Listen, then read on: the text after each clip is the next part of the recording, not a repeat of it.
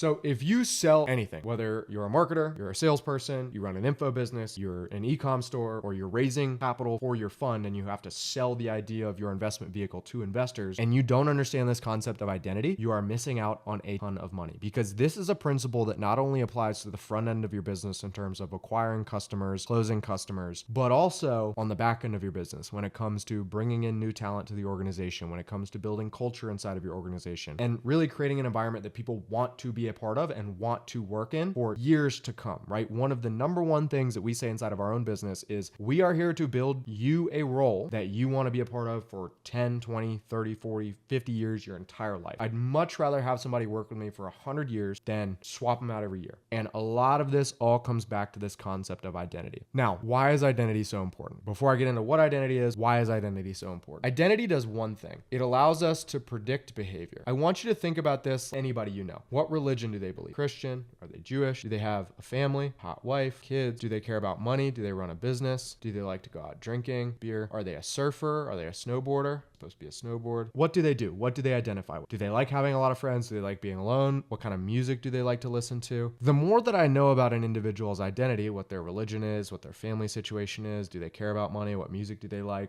The more I am now able to predict their behavior. And this goes for customers. This goes for employees. This also goes for you watching this video. If you are not clear on what you identify with or what your identity is, you're going to have a very hard time predicting your behavior. And all of the best leaders have very predictable behavior. It's why consistency is one of the number one traits of a leader, because they know, and your employees know, that they will be there on time and they will do the work when the work is required. And so understanding this is extremely important. And so that's why identity is one of those things that is so important, because it allows us to predict behavior.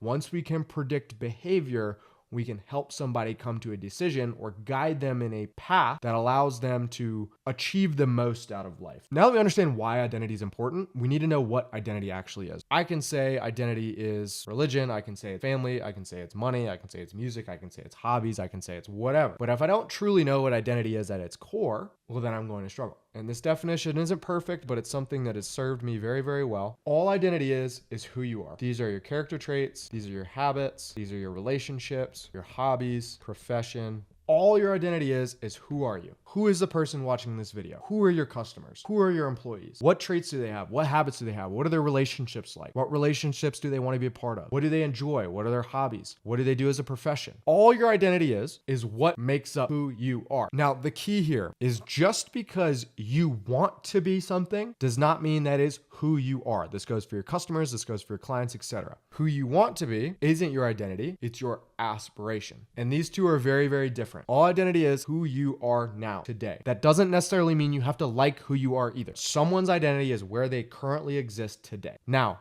this leads me right into the third part of this video, which I believe is arguably the most important. And this is where we're going to get really fun with a lot of these copy tactics, is how can I leverage identity to acquire the customers I want, get customers results that they need, as well as bring on team members, build a culture of people that want to stay around and grow, and help create an environment that people enjoy what they do, all by leveraging this one thing we call identity. If we go back to what I just mentioned in terms of who you are versus who you want to be, the key here that I believe is extremely important for you to understand is all that you're doing in order to get what you want out of life is you are bridging the gap between these two things. That's all you're doing. You're bridging the gap between who you are and who you want to be. And the way that we do this is a couple of things. One, we want to build what's called the gap. So this is something that you'll hear oftentimes in sales, where you're taking somebody's current state and you're comparing it to their future state. The bigger the gap is, the more pain somebody will feel, the higher likelihood they will then take action or they will then shift their identity. So how do we do that? Now, there are two ways to do this. You have push and you have pull.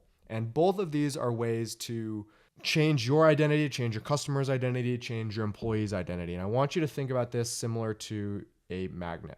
On one hand, you have push. On one hand, you have pull. I want you to think about push as the positive side. I want you to think about pull as the negative side. If we are pushing, the person that is there actively knows that we are consciously trying to get them to behave a certain type of way. You need to get an A on your test. You need to run harder in your track meet. You need to hit the guy harder playing football. Shoot the three. What are you doing, son? Run faster, run harder. These are all actions taken that pushes you towards a certain identity. You want to be the best athlete in the world, you got to work hard, right? I'm telling you, this is what you need to identify with to get what you want out of life, to achieve the future state that you desire. The other way to do this is pull. And this is one of the tactics tactics I learned from, I think his name is Chase Hughes, CI guy, that I found fascinating. And it's how do I get somebody to go in the direction I want them to without necessarily telling them, hey, you need to behave in this way. And it's how we pull them in without necessarily actively showing them that we're pushing. Very, very simple. If I want someone to, and I'm going to rip this straight from Chase. So Chase, I appreciate you, brother. If I'm going to get somebody to stay longer than they should for, let's say, a podcast, and again, I'm butchering this a little bit, but instead of saying, hey man, can you just stay for like an extra 30 minutes? Typically, it's a lot easier for someone to be like, no, I actually have this thing to go to, whatever, because I'm not challenging their identity. Instead, what I'll want to do is I will want to lean into, I've had a lot of podcasters come on the podcast recently and they all want to rush out. It makes for dry conversation. It's not fun. It's not enjoyable. And honestly, the viewer can tell. All the podcasts where people are trying to rush out of here, they get horrible views. I can just tell that you totally get that. Am I wrong in saying that? Not perfect, not my best thing, but notice what I've done there. I have actively created a negative connotation to a character trait that I don't want you to have. And so you now label yourself as an asshole if you have to say no at the hour. Does this work 100% of the time? No. The principle I'm trying to explain here is you can use positive connotation to achieve an identity. You can use negative connotation to get somebody to bias in towards an identity. Let's go back to that podcast scenario. Just coming straight from Chase Hughes. The second that person says yes, and they raise their hand and they say, yeah, I'm that type of person, I can now predict their behavior to a certain degree. Is this perfect 100% of the time? No. But what I can do is I can predict their behavior. For example, in sales, if I can get them to agree like, hey, yeah, I want this future state, I'm willing to let go of these things, they've now raised their hand and said yes. I can begin to predict their behavior. That's it. That's all identity is. It's one of the most powerful tactics because if you can leverage this, it becomes super, super easy. So how does this work on the front end with, let's say, marketing? One thing people hate is they don't like to have their identity challenged. If they believe in certain things,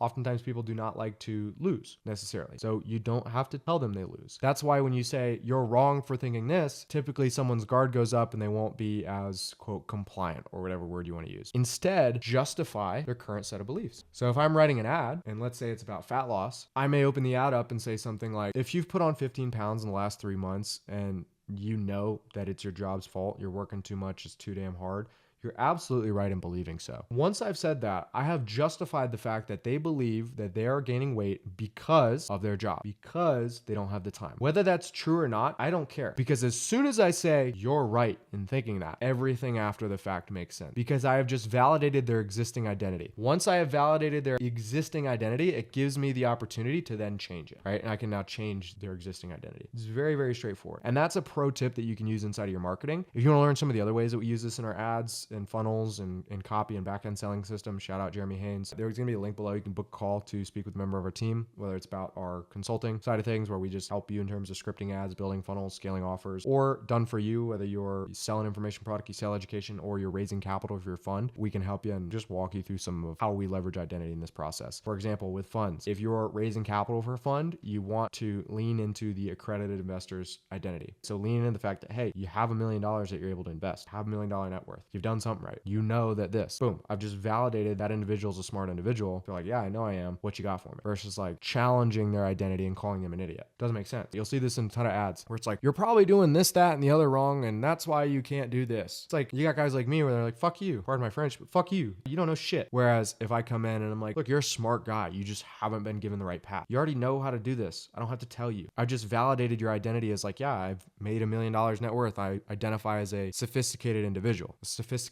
accredited investor. And then I can go into the ad. Understanding identity is one of those huge levers in marketing. Same thing goes for sales. As I go through sales, I'm using a little bit different language from what you'll see in a lot of the sales trainers out there, but all sales is essentially you're just doing what's called compliance stacking, sometimes called micro commitments or little buy-ins. And all that you're doing is you're not necessarily getting somebody to make a giant identity shift right away, but you're getting them to make these little micro commitments. This is especially common in the info product space, specifically BizOp, where you're getting somebody to go from working a 9 to 5, just getting out of college, not believing making money online is real, or not believing that building XYZ type of business is real, to I can do this. This is easy. This is for me. I'm the type of guy that XYZ. You don't just hop on a call and say, cool, bro, are you ready to buy? That doesn't typically happen. You do what's called compliance stack, where you get somebody in little micro reframes to slowly shift their identity. And so we're not going to go from A to B. We're going to go from A to A.1 to 8.2 to 8.3, 8.5. And then all of a sudden, the fully flip from facing you to identity B. And now I'm headed that way towards the goal that I want. All I'm doing is what's called compliance stacking. And these are little things like getting micro commitments, getting buy-in before the call. Great example of this is at an end of a sales call. You hear a lot of sales trainers say things like 1 through 10, where you at? And they'll say, oh, I'm at a 6. And then the guy will be like, well, why not a 10? That's horrible. You're pushing them in a box and they can feel it. You want to pull. You want to get them to comply. You want to get them to buy in. So you'll use the reverse. You'll say, well, why not a 4? Shit, I'll take a 7 all day. Why not a 4 though? And then what they do is you take a step back and they start pedaling towards you. Very, very simple. Compliance stacking is a great way to leverage identity or getting micro commitments to slowly shift the way that somebody's identity is. Now, the third way, I believe this is the most important, is your hiring/culture. This is like the most important thing because I want to think of your business as an extension of you. You as the owner need to behave very similar to your team. Now, there's going to be variability based on the role, based on what you're hiring for, and based on the decisions that need to be made inside of that role. But in general, you want to list out your key identities you want your organization to have. That is literally what your culture is. That's what your core values are. It's just the identity that you want your team to ascribe to. It is the most important thing in the world. And so one of the things that we do inside of our own organization as an agency that I believe is extremely important is we just throw them into the fire. I think what's great about an agency model itself is we can QC internally before pushing it to the client. And so this allows me to take all of my employees and say, cool, I'm going to give you a very, very simple set of guidelines and you're just going to go. I need you to make the decision. I do not need you to ask permission to do things.